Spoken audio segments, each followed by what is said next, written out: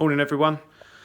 Thought I'd finally do an update on the tank. It's been a while now since I last done an update. That was after 6 weeks of progress. Now we're into about 3.5 months, maybe just over that to be honest. It's about the middle of November that I started it. So yeah, all going well. Had quite a few new additions. Last time you see me put the MP40 pumps in as opposed to my Ecotech, as opposed to the Apex Wave pumps. Yeah, the MP40s, I much prefer them. Much better pump in my opinion. So much easier to dial down and use on low power setting rather than the other ones. They weren't very good when you adjusted them down to a low setting. So yeah, the pumps are doing really well. Got a few new fish in there. They're all doing really well. Had a few issues with a couple of them, but to be honest, touch wood, it all seems to have sorted itself out now. Got some new equipment as well in the sump that I'll show you in a little while. New corals as well. So you see a little regal damsel at the back there. That little fish has just gone hiding. There he is again. So yeah, I've got some coral. They're doing really well. My my hammer, that's had a couple of bubbles in the middle lately. I asked what they were, and apparently it does that when it's splitting. So hopefully we're going to see some new heads soon on that when it splits. The Monty, that's doing really well. That's got some great growth on top. From when I first got it, they were really rounded at the top. Now they're getting quite pointy, so that's going really well. I did have an issue with my pink hystrix. It did start bleaching from the base upwards. Basically that was because I had to start dosing medic when I got my tanks. The purple tank actually got white spot after a couple of weeks of being in the tank, so I worried about it. I couldn't set up a QT tank. It wasn't possible, so I started to dose medic. That was basically the best thing I was told to use for my circumstance. So instead of doing the one scoop, in a dose twice a day, I ended up doing the 3 scoops, went with the highest possible. And it did clear up. It cleared up within the 20 days. I carried on with the cycle for the full 20 days. Touch wood, everything's all cleared up since then. But because I was dosing the medic, it is hydrogen peroxide based. I was told that that's probably killed the beneficial bacteria in my system, or a large proportion of them. It does say that it's reef safe, doesn't harm corals or inverts or bacteria and things like that, but in my case I think it has, because I started to get problems with my ammonia, with my nitrite. Basically, we think it is because of the bacteria. So to help that, I actually started dosing a product daily called Aquaforest BioS, which is nitrifying bacteria. So you can use this after water changes as well. It's either for startup, when you're first introducing bacteria into the system on the cycle, or you can do 2 drops, where it's 1 drop per 100 litres. So yeah, 2 drops for my system every time I do a water change, and that will help increase the bacteria in the system. So yeah, I've been doing that. I've got to do it for 7 days. I think I'm on day 5 now of doing that. So hopefully, I mean, the bleaching has stopped now, completely stopped. I'm hoping the coral might revive, zooanthellae might repopulate. I'm not sure, it's a long shot, but I have got half of the coral left, so I might even just frag it up a little bit later. I just like the shape of it at the moment, and it was growing quite well at first, so hopefully I'll be able to leave it as it is. So other coral, sorry, my thumbs keep getting in the way. That's doing really well. The plate really starting to grow well, and I actually had a bit break off due to the wave machine, so I've glued it on there onto the rock work. There was another plate there. It's a bit difficult to see in this light. I don't really want to change the lighting at the minute because I've only just woke up the fish. That plate don't seem to have grown much at all, to be honest. It might have, I might not be noticing it. It did start to fade in colour, but since I've been dosing the Red Sea colours, A, B, C and D, that seems to have come back really well, as does my chalice. That started to go quite light in colour as well. But yeah, that's going really good now. What else we got?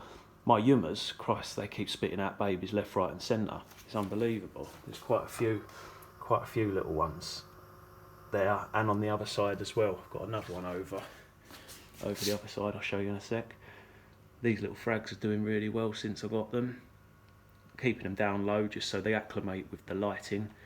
But yeah, they're doing well at the minute. Nice little one there with red polyps. I'm sorry, I keep forgetting all the names of them. Still quite new to this. these two mushrooms at the front here, that was one about 6 weeks ago, and that's divided into two, and they're growing really well. I've got another one here that is dividing at the moment, a bit difficult to see in the light, but yeah, that is dividing, so hopefully it'll follow suit, do the same as those. My GSP, sorry, that's my cat being a pain in the backside, it's got my carbon pot.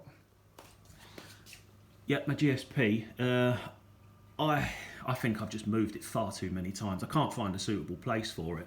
I wanted it to be up higher where the flow is a bit better, but I really haven't got much room at the moment for it. I don't want to start moving anything else, so I keep moving it about, and they come out for a little while and then they go back in. So I need to just leave that down the bottom just to settle for a while. I'm going to try and increase the flow. Now I've changed my sand, which I'll talk about in a minute, I'll be able to increase the flow a bit better. So my Zoa's doing really well. That one's absolutely lovely. This one, I've dipped both of these Zoas more times than I can tell, honestly. I keep having problems with nudibranchs. I went away skiing for a week, and after a few days my other half sent me a video saying, what's this worm? And it had fluorescent tips on it. And yeah, it was a little nudie basically. Came home and we must have got rid of, been sucking them out with a pipette, but also when we've been dipping them, we must have taken off 50 between us in the last few weeks. They're just a nightmare. As soon as I dip it, I leave it 5 to 6 days, then dip it again to try and catch the eggs that have now hatched since I last dipped, and I just can't get rid of the bloody thing. So I will keep on with it. I'm not really sure how many times I can dip them without causing them problems, but I will keep trying, because this side is a little bit bashed up, as you can see. The main section is pretty healthy, they're growing really well, but yeah, this section at the front, it just keeps getting battered by them. But yeah, that one's doing well. Again, my other Yuma, loads of little ones hanging off the side, doing really well, thriving, so I'm really pleased about that. This feather duster, this was quite cool. Oh, there's my purple. That's after his white spot. So yeah, he's doing really well, albeit the yellow tang does keep chasing him. I don't know whether it's tag or whether it's a territorial thing. I've read up that they do play tag quite a lot. So yeah, not too sure. It might just be territorial though, but hopefully that'll calm down. The feather duster, yeah, so I got extremely worried about him. See his crown in the middle of the tank. I didn't know if it was just the crown or whether it was the whole worm itself. Turns out it was just the crown. They shed their crown. Just like a shrimp will shed its shell, they do exactly the same. And after I took it out of the tank, the feather duster, it didn't come back out obviously for a few weeks. I think it was about 2.5 weeks, and now it's come out with a small crown. That's probably about 1/3 of the size of when I first got him. So yeah, that's come back out now, growing again, and he seems pretty happy. I haven't been feeding him or anything like that. When I feed the coral, he obviously gets some of that, but I don't target feed him or anything like that. As soon as you go near him, he shoots back in his shell. But yeah, I'm glad to see he's back out. That's about it on the outside of the tank for the time being.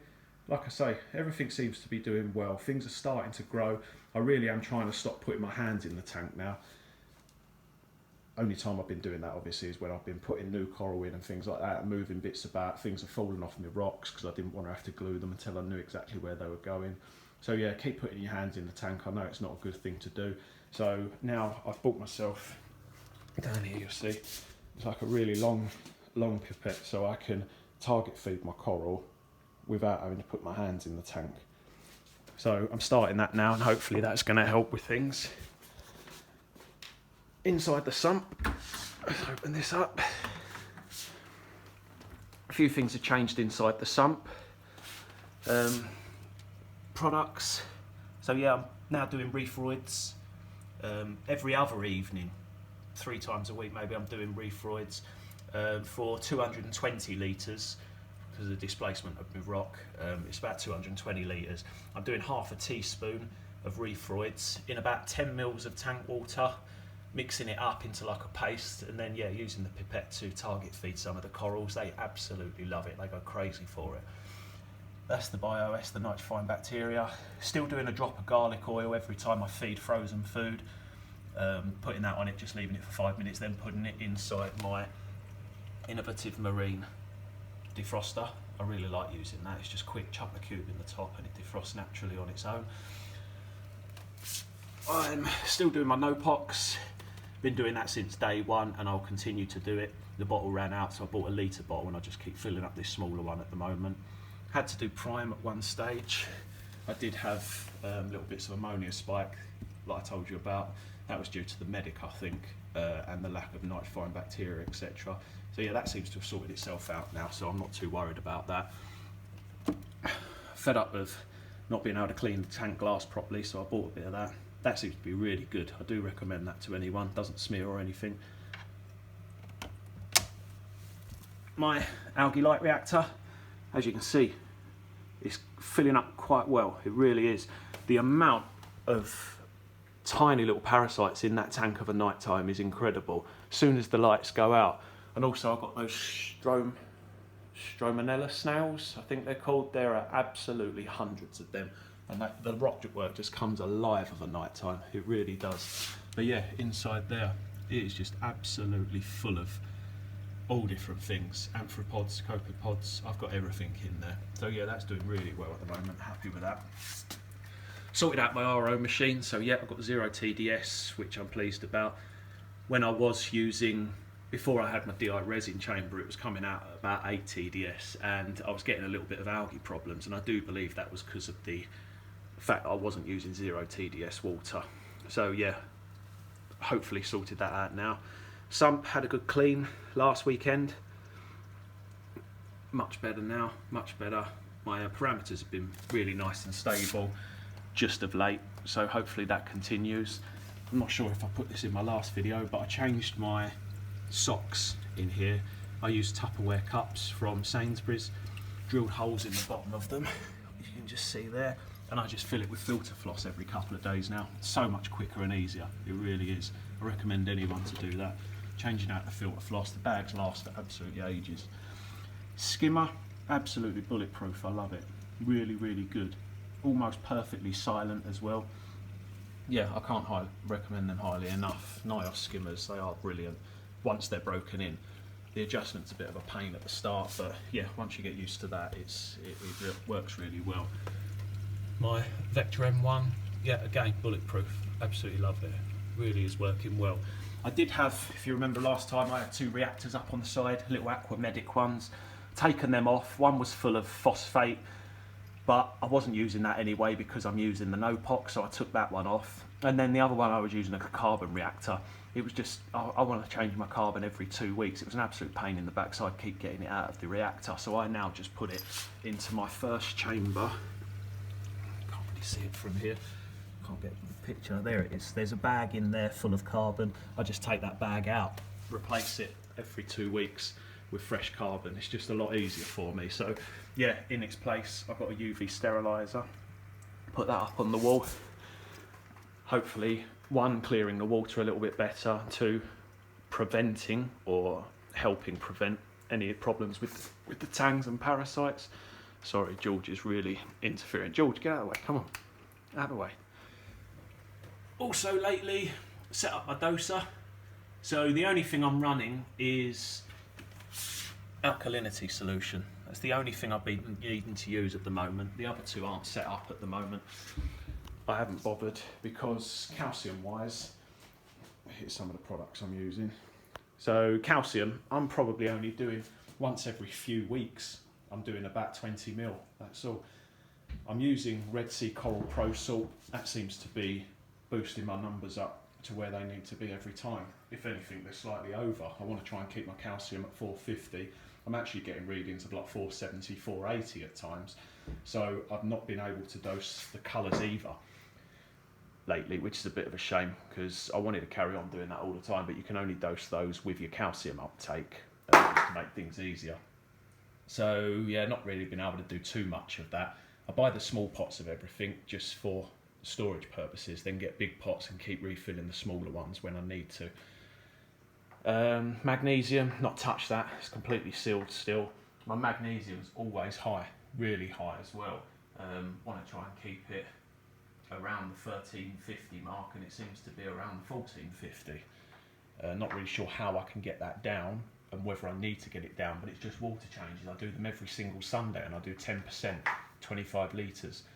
And yeah, my numbers just seem to be really good. Other than that, it's just the alkalinity that I have to do, and I was doing about 30 mil a week of that. So now on the doser, I've just set it to 4 mil a day, and that seems to be keeping my number. It's around 10.5 DKH.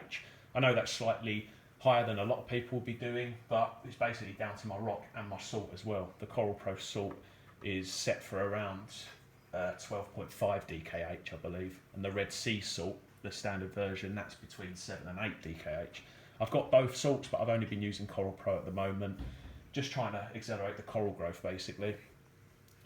As well as my reeferoids, I do drop this in every other night. It does say every night, but my system's still only starting up, so I've been doing it every other night, and I've been doing it about 5 mil of each solution with the reeferoids.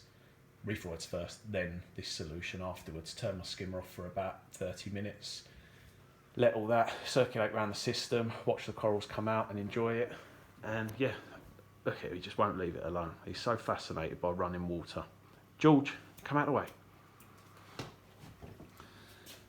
Yeah, any more I can say to you guys? Oh, my sand. I said I'd tell you about that. So initially, when I first started up the aquarium, I was using Red Sea pink sand. No, sorry, the Red Sea ocean white. It was just far too fine. It really was. I was using the live sand. It was just far too fine. Whenever I had a bit of algae on the sand and I wanted to vacuum it, it was impossible. It really was. As soon as the fish farted, it's just sandstorm everywhere. So I changed to I siphoned most of it out with a lot of algae because I was getting a problem with diatoms in the tank, new tank syndrome.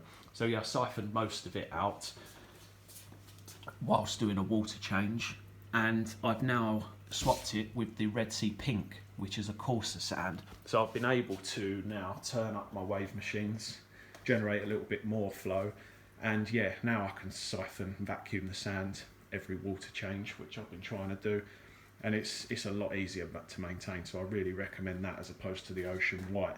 I'm quite a fan of Red Sea products, so I do seem to stick with those.